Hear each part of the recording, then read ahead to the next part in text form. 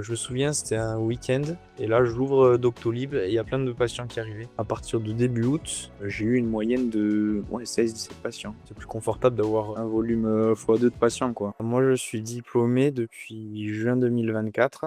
OK. En sortant de l'école, ce que j'avais fait, c'est des remplacements, en attendant d'avoir une opportunité professionnelle, comme, l'opportunité que j'ai eue. J'ai eu la chance de reprendre un cabinet, Mmh donc mh. situé, en Ariège et donc j'ai sauté sur l'occasion parce que vraiment, avoir l'opportunité d'avoir un cabinet, dans ces conditions, de sortie de l'école, c'est pas courant. Donc très content d'avoir pu avoir cette opportunité-là. Donc l'installation s'est très bien passée. La première semaine a été, très bonne, Mmh. et ensuite, je voyais que les semaines, petit à petit, commençaient à devenir un peu ric-rac avec, beaucoup de différences de fréquentation. Il y a des semaines où je pouvais vraiment être à 4-5 patients par semaine. Mmh.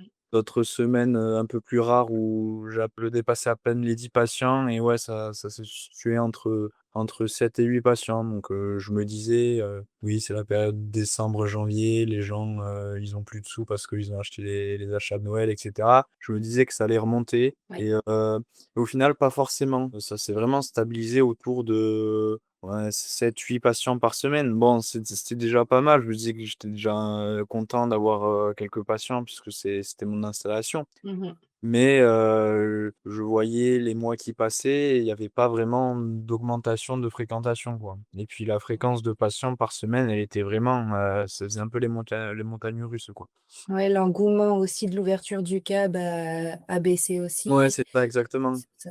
Il y avait plus l'excuse de la saisonnalité finalement, Ouais, c'est ça. mmh, mmh. Donc, j'ai pris un peu mon mal en patience, j'ai patienté et à côté de ça, j'essayais de chercher des solutions pour augmenter un peu le nombre de patients que j'avais par semaine et puis, j'ai commencé à voir les pubs de Booston-Cab, mais vraiment vraiment tôt. Puis, c'est resté un peu dans un coin de ma tête en attendant que j'essaye.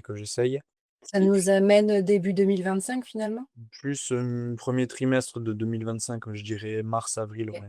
Et ensuite j'ai pris des vacances. Au retour des vacances, bah, c'était toujours pareil. Il y avait toujours, cette moyenne de 7-8 patients par semaine. Il y avait des nouveaux ou c'était toujours des patients récurrents qui revenaient de temps en temps? Il y avait quelques patients récurrents. J'avais réussi à me faire un peu mon petit noyau de patients qui revenaient Mmh. et cetera. Mais il y avait pas beaucoup, beaucoup de nouveaux patients, en fait. D'accord. J'avais l'impression que ma visibilité, elle était pas optimisée. Mmh mh. C'est Tu as pour ça. testé la création de contenu aussi ou les choses comme ça? Non, même pas. Je savais pas trop quoi faire. En fait, je suis quelqu'un, j'ai besoin d'être un peu poussé pour entreprendre des choses et je pense que, bah, Boost ton câble, ça m'a aidé, à améliorer ce point-là, d'avoir quelqu'un derrière moi un peu qui m'expliquait, comment faire et tout. Parce que j'étais un peu perdu, en fait. Je savais pas par quoi commencer. La fiche Google, elle était vraiment pas optimisée. Plein de petits détails comme ça. Donc, ce qui m'a poussé à par curiosité, tout simplement, à aller vers, Booston-Cab, contacter Booston-Cab, prendre un rendez-vous. C'était un devis, c'était pas un devis, c'était, un plan d'action, gratuit Mmh mh. et j'ai de suite accroché à ce plan d'action. Ça a été hyper clair. Ouais, c'est, avec la personne que tu as eue, en Ouais, c'était visio avec finalement? Charlotte, avec Avec Charlotte Charlotte? qui m'a présenté, les objectifs de Boost ton Cab, qui m'a présenté, un peu les grandes lignes de ce qu'était un accompagnement, enfin de ce qu'est un accompagnement avec Boost ton Cab Ouais. et je me suis dit: «Pourquoi pas? On se lance». Ça a un peu, détruit tes peurs de t'engager finalement? Le fait Ouais, d'avoir, c'est ça cet appel, et puis je me suis dit: «Ça marche, tant mieux et au pire, ça marche pas, tant pis». mmh. Bah oui, Et puisque tu avais la garantie finalement. oui, voilà, c'est ça, il y avait une garantie. En plus, oui, c'est vrai qu'il y avait une garantie, d'être remboursé si on n'avait pas de nouveaux patients ou si ça marchait pas. Mmh, mmh Donc, mh. et c'est sécurisant, puis voilà. Donc là, ça fait combien? Ça fait 3 mois que je suis accompagné. On est le quel? Oh oui, 2 mois et demi, je dirais, ouais. Ah non, j'ai commencé, fin juin, je crois. ouais, Ouais c'est possible. Mmh. et donc, au bout du 1er mois déjà, je commençais à avoir, du nouveau. Pas forcément beaucoup de nouveaux patients, mais une fréquence de patients qui était constante. J'étais content, j'avais 8-9 patients et c'était constant chaque semaine. Donc ça, OK.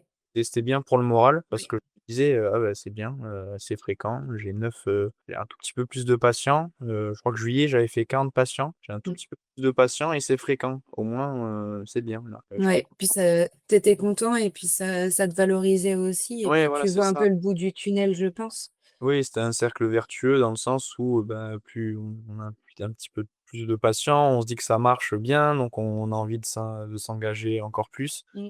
Eh bien et à partir de la première semaine d'août, là, ça a Ouais, explosé. la vidéo, Je me souviens là, avec la vidéo, ça a explosé. Je me souviens, c'était un week-end et là, j'ouvre, Doctolib et il y a plein de patients qui arrivaient. Je génial.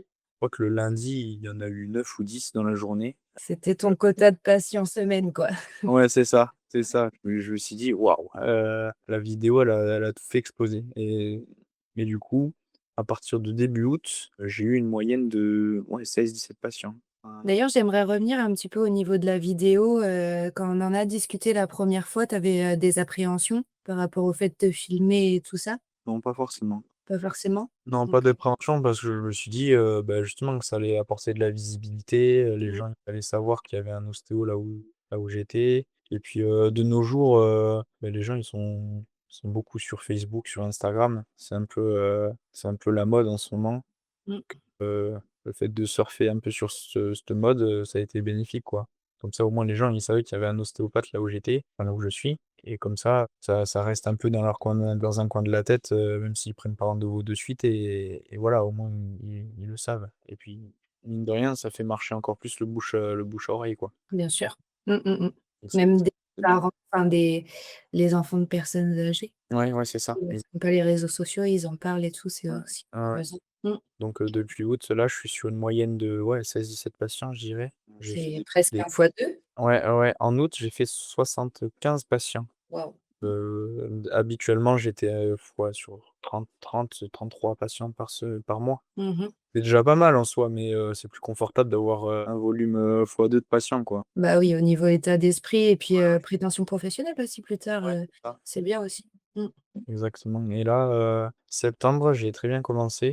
La semaine dernière, j'ai 17 et là, cette semaine, je suis à 14 pour l'instant. La semaine, vient à peine de commencer donc c'est de bon Ouais, augure. on est Ah ouais. mardi. C'est ça, c'est de bon augure. Donc je suis content. J'avais une petite appréhension fin août de me dire: «Ah ouais, c'était un effet de mode, grâce à la vidéo». J'ai eu un peu peur la première semaine, de septembre parce que les patients, ils tardaient un peu à prendre rendez-vous, mais au final, non. C'est 17 patients. reparti. Ouais, ouais, ouais, c'était un peu ça l'appréhension, mais non, c'est bon. Nickel. Ouais, c'est cool, je suis super contente pour toi. C'est Ouais, vrai que ouais. là, Ouais.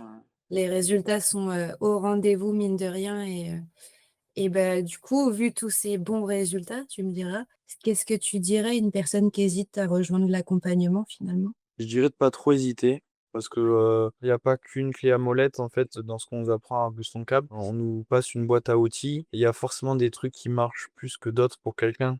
Par exemple, moi, c'était vraiment Facebook et Instagram. Google, ça marchait aussi, mais je dirais que c'est plus Facebook et Insta, ont très bien marché pour moi et ça, je pense que ça peut être très variable, des personnes, ça peut être variable, selon plein de gens donc je pense que chacun a une solution. Suivant sa zone géographique, chacun Oui, peut avoir la suivant bonne la solution. personne, ouais, c'est ça, exactement. Donc Ouais, c'est sûr, carrément. Comment tu as pu gérer l'aspect financier de l'accompagnement finalement? j'avais des sous de côté. OK. Je avec les remplats que j'avais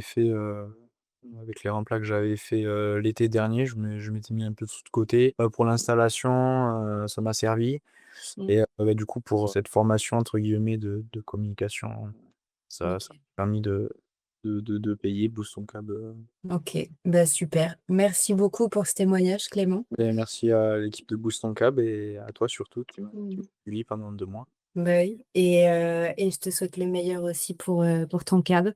Ouais, merci.